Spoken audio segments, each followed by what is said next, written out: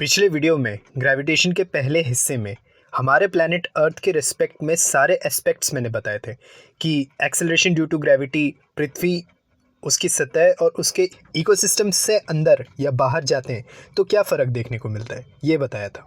आज के PV log में ग्रेविटेशन के आगे के हिस्से में मैं ये बताता हूँ कि पृथ्वी के जोन रेडियस स्पेस में किसी भी बॉडी पर जी की वैल्यू का क्या अस्तित्व होता है।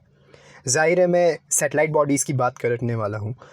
अमूमन मैंने अपनी पहली सीरीज़ में मैक्सिमम बातें बताया था, लेकिन कुछ चीज़ें ऐसी हैं जो फिज़िक्स के अंदर ही सही लगती हैं। आइए मैं आपको आज के इस वीडियो लॉग में मैं आपके सामने पेश करना चाहता हूँ। मेरा नाम है राहुल रंगारे और आप देख रहे हैं प्रेजेंटेशन वीडियो लॉग, जिसमें आज आपके सामने चैप्टर 6 ग्रेविटेशन की आगे की कहानी आपके सामने प्रस्तुत करना चाहता हूँ। मैंने एक इनिशिएटिव लिया है कि अब तक मैंने जितने भी इंडियन कॉम्पिटिटिव एग्जाम्स के लिए जनरल नॉलेज को मैंने जिस स्टाइल से पढ़ा है, उन सारी बातों को इस चैनल के जरिए आपके सामने शेयर करना चाहता हूँ। इस वीडियो को देखने से पहले मेरी उनसे रिक्वेस्ट है, जो लोग इस चैनल और इस वीडियो को पहली बार देख रहे हैं, प्लीज़ मेरे इससे पहले की वीडियो लॉग ग्रेविटेशन पार्ट 1 को ज़रूर देखें, तभी आपको ये आगे का आज का वीडियो समझने में थोड़ी सी मदद मिलेगी। करेंटली अभी मेरे चैनल की सेकंड सीरीज़ बेसिक फिज़िक्स को रन कर रहा हूँ। जो लोग मेरे प्रीवियस वीडियो को देखना चाहते हैं, उस प्लेलिस्ट की लिंक ऊपर ग्लोइंग आइकॉन में हिट करके या फिर इस वीडियो के नीचे डिस्क्रिप्शन में मौजूद है, आप उसे हिट करके उन सभी वीडियोस को देख सकते हैं। चलिए बिना समय गवाए इस वीडियो के उद्देश्य को आगे बढ़ाता हूँ। इससे पहले मैं ग्रेविटेशन इन स्पेस की कहानी प्रोसीड करूँ, सबसे पहले तो आपको ये जानना ज़रूरी है कि प्लैनेट्स एंड सैटेलाइट्स के बीच क्या अंतर होता है। अमूमन मैंने अपनी पहली series history of the space mission के अंदर अर्थ, सन एंड एलिप्टिकल ऑर्बिट के अंदर मैंने ये प्लैनेट्स एंड सैटेलाइट के बीच अंतर बताया था, लेकिन कुछ बातें ऐसी है जो बेसिक फिजिक्स के अंदर जानना ज़रूरी है। आइए मैं आपको डिफरेंस टेबल के जरिए समझाता हूँ कि प्लैनेट्स एंड सैटेलाइट्स के बीच अंतर क्या होता है। If I talking about the planet, तो वो हमेशा स्टार के अराउंड रिवॉल्व करते हैं, तो सूरज एक तरह का स्टार होता है, मगर सैटेलाइट्स हमेशा प्लैनेट के अराउंड रिवॉल्व करते हैं, प्लैनेट स्टार नहीं होते हैं। ब्रह्मांड में प्लैनेट्स हमेशा नेचुरल होते हैं, मगर सैटेलाइट्स वो नेचुरल भी हो सकते हैं, वो आर्टिफिशियल यानी मैन मेड भी हो सकते हैं। प्लैनेट्स जनरली स्फेरिकल होते हैं, तो किसी फिजिसिस्ट ने पृथ्वी को जियोइड नाम दिया था, अदरवाइज मोर और less it exhibit spherical in shape. मगर सैटेलाइट्स किसी भी शेप का हो सकता है, नेचुरल होगा तो स्फेरिकल होगा और आर्टिफिशियल होगा तो किसी भी फॉर्म फैक्टर में हो सकता है। जैसा हिस्ट्री में of the space mission the milestone में पूरे सैटेलाइट फिगर्स मैंने बताए थे। प्लैनेट्स के एग्जांपल अगर मैं बताऊं तो हमारे सोलर सिस्टम के अंदर 8 प्लैनेट्स हैं, जिस पर हमारा earth is one of them.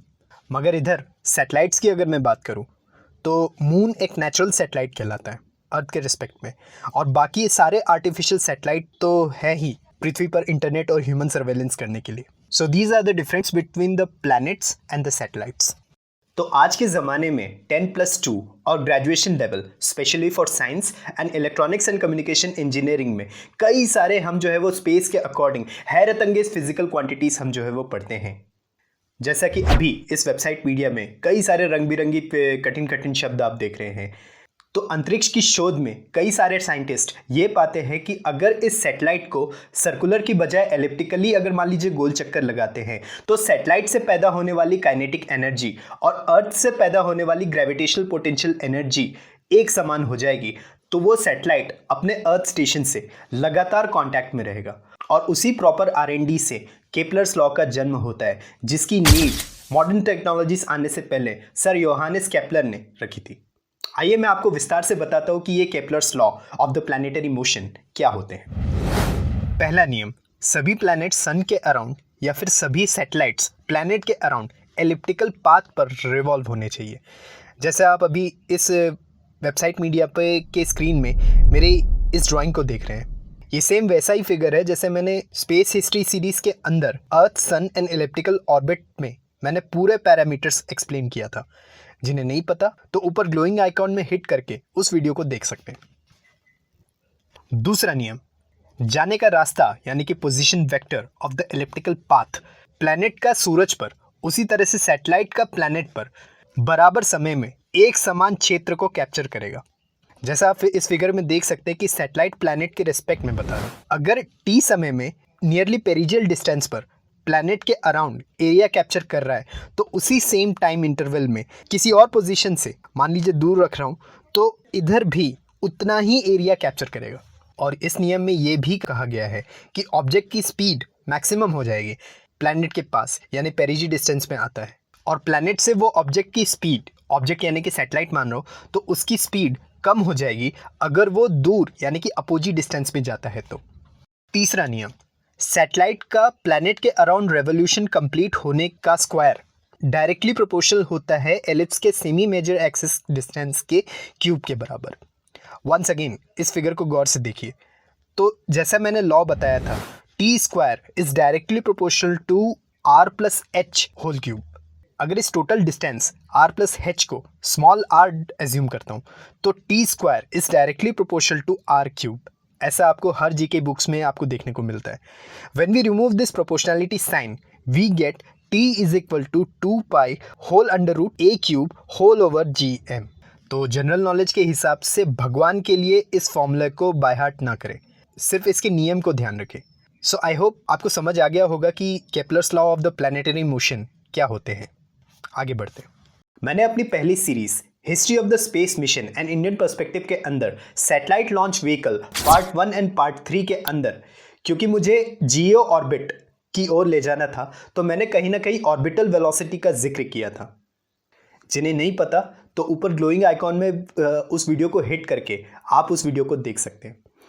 So allow me to show you what is the meaning of the orbital velocity of the satellite in this gravitational chapter. मान लीजिए एक सैटेलाइट बॉडी है जिसका मास m है, जो अर्थ प्लैनेट के अराउंड रिवॉल्व कर रहा है, जिसका मास ऑफ द अर्थ यानी कि me है।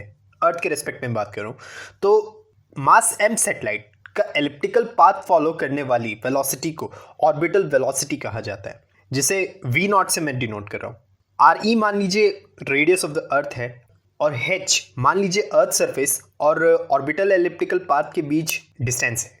तो सैटेलाइट पर लगने वाला ग्रेविटेशनल फोर्स बराबर होगा सैटेलाइट का अर्थ पर लगने वाले सेंट्रीपिटल फोर्स पर।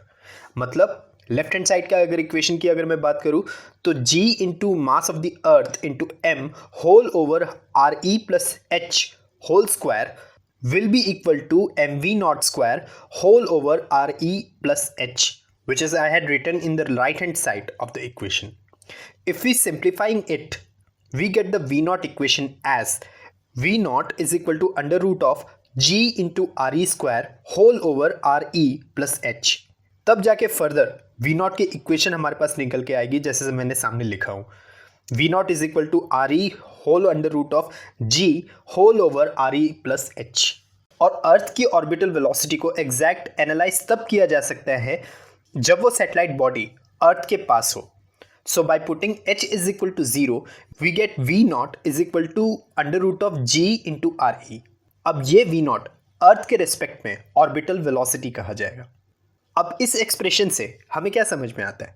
पहला, ऑर्बिटल वेलोसिटी कभी भी सैटेलाइट के मास के ऊपर निर्भर नहीं होती है। जिसका अपना रेडियस होगा सैटेलाइट का उसकी अपनी ऑर्बिटल वेलोसिटी होगी। दूसरी चीज, ऑर्बिटल वेलोसिटी या स्पीड हमेशा रेडियस ऑफ द ऑर्बिट पर ही डिपेंड रहेगी। जितना ज़्यादा ऑर्बिटल रेडियस उतना कम ऑर्बिटल वेलोसिटी। जैसे मैंने satellite launch vehicle part 3 the GSLV mission में मैंने GTO ऑर्बिट के दौरान मैंने बताया था। तो अभी नियरेस्ट सैटेलाइट के हिसाब से कैलकुलेटेड ऑर्बिटल स्पीड जो देखी गई है वो 7.9 किलोमीटर पर सेकेंड देखी गई है। मैंने सैटेलाइट की स्पीड की बात किया, मैंने अर्थ सरफेस से सैटेलाइट ऑर्बिट के बीच की डिस्टेंस की भी बात किया। अब इस जी वैल्यू की मदद से, जी वैल्यू बोले तो एक्सेलरेशन ड्यू टू ग्रेविटी की मदद से हम जो है सैटेलाइट का अर्थ के अराउंड एक कंप्लीट एलिप्टिकल गोल चक्कर लगाने का कितना समय लगा, इस चीज को हम जो है वो इस जी की मदद से पता लगाया जा सकता है। तो period of revolution of the satellite यानी कि capital T is equal to इस एलिप्टिकल ऑर्बिट का perimeter whole upon orbital velocity जो मैंने अभी एक्सप्लेन किया। अब इसका एक्सप्रेशन की अगर मैं बात करूँ तो ऑर्बिटल पैरामीटर की तो 2 पाई इंटू, तो मान के कुल मिला के मोटा मोटी हम जो है वो सर्कुलर ऑर्बिट मानेंगे उससे, तो 2 pi into R E plus H whole over V not. V not की इक्वेशन एज यूजुअल उठा के रखे जैसे मैंने पहले बताया, और सिंप्लीफाई करके कुल मिलाकर जो इस तरह का एक्सप्रेशन निकल के आएगा period of revolution of the satellite की। ये रही आपके सामने वो पीरियड ऑफ रेवोल्यूशन की equation. Once again please don't by heart this expression. इससे रिलेटेड जो पॉइंट्स निकल कर सामने आएगा वो आपको बताता हूँ, और वो चीज़ इंपॉर्टेंट है। फर्स्ट पॉइंट, ये सैटेलाइट का पीरियड ऑफ रेवोल्यूशन भी सैटेलाइट के मास के ऊपर निर्भर नहीं होती, as you can see in the expression. Second point, according to this relation, satellite के गोल चक्कर लगाने की समय सीमा वो सैटेलाइट प्लैनेट से कितनी डिस्टेंस पर है इस पर डिपेंड करती है। जितना ज़्यादा हाइट उतना ही ज़्यादा पीरियड ऑफ रेवोल्यूशन। तो जियो स्टेशनरी सैटेलाइट और जियो सिंक्रोनस सैटेलाइट क्या होते हैं, पीरियड ऑफ रेवोल्यूशन, मैंने ऑलरेडी अपने चैनल की पहली series history of the space mission के अंदर पीरियड ऑफ रेवोल्यूशन एक्सप्लेन किया था। So I don't want to explain this again. Hit the upper glowing icon to view the playlist of the history of the space mission. आगे बढ़ते हैं। इसी acceleration due to gravity of any planet की value से satellite body का पृथ्वी की सतह से अंतरिक्ष पर तक पहुंचाने के लिए एक ज़बरदस्त वेलोसिटी देने की ज़रूरत पड़ती है। जैसा मैंने सैटेलाइट लॉन्च व्हीकल पार्ट 1 में मैंने बताया था, उसमें मैंने थोड़ा बहुत escape velocity of the satellite का मैंने जिक्र किया था। तो इस ग्रेविटेशन के अंदर भी बेसिक फिजिक्स के अंदर इस चीज़ को एक्सप्लेन करना ज़रूरी है। So I want to explain this once again. So एक ऐसी मिनिमम वेलोसिटी जिसे हमें ऊपर किसी बॉडी को फेंकने की ज़रूरत पड़े उसे एस्केप वेलोसिटी कहते हैं। मान लीजिए कोई बॉडी का मास m है जिस पर हम ऊपर आसमान में फेंकना चाहते हैं, प्रोजेक्ट करना चाहते हैं। सेम वही अर्थ का रेडियस re, सेम वही अर्थ का मास me कंसिडर करें, तो उस बॉडी पर लगने वाली काइनेटिक एनर्जी जिसकी वैल्यू हाफ mve² होगी, जिसे मैं लेफ्ट हैंड साइड में लिखा हुआ हूँ, ये बराबर होगी पृथ्वी से जनरेट होने वाली ग्रेविटेशनल पोटेंशियल एनर्जी के g into me into m whole over re, जिसे मैं राइट हैंड साइड में डिनोट कर रहा हूँ। v को अगर मैं मान लीजिए टारगेट करता हूँ और इस इक्वेशन को अगर मैं सिंप्लीफाई करता हूँ तो इस ve को एस्केप वेलोसिटी कहते हैं, जिसकी इक्वेशन आपके सामने लिखी हुई है। ve is equal to √2 into G into me whole over re। Further, जैसे पहले हिस्से में ग्रेविटेशनल एक्सेलरेशन में का रिलेशन मैंने बताया था, उसमें से कैपिटल G को अगर मैं टारगेट बनाऊं और ve के इक्वेशन में रख दूं, तब जाके हमारे पास एक एक्सप्रेशन निकल के आता है ve is equal to √2 into small g into re। अब इस एक्सप्रेशन को रिस्पेक्ट करते हुए कुछ पॉइंट्स को ध्यान में रखना ज़रूरी है। पहला, once again according to this relation of escape velocity जो मैंने लिखा है, तो वो equation as you can see ना मास के ऊपर डिपेंड कर रही है और किसी भी तरह के form factor, shape and size के ऊपर भी डिपेंड नहीं कर रही है। दूसरा, ये एस्केप वेलोसिटी लगभग √2 गुना ज़्यादा होगा ऑर्बिटल वेलोसिटी से। अब तक जितने भी सैटेलाइट मिशन को अंतरिक्ष की ओर भेजा गया है उसकी एस्केप वेलोसिटी की स्पीड लगभग 11.2 किलोमीटर पर सेकेंड देखी गई है अर्थ प्लैनेट के रेस्पेक्ट में।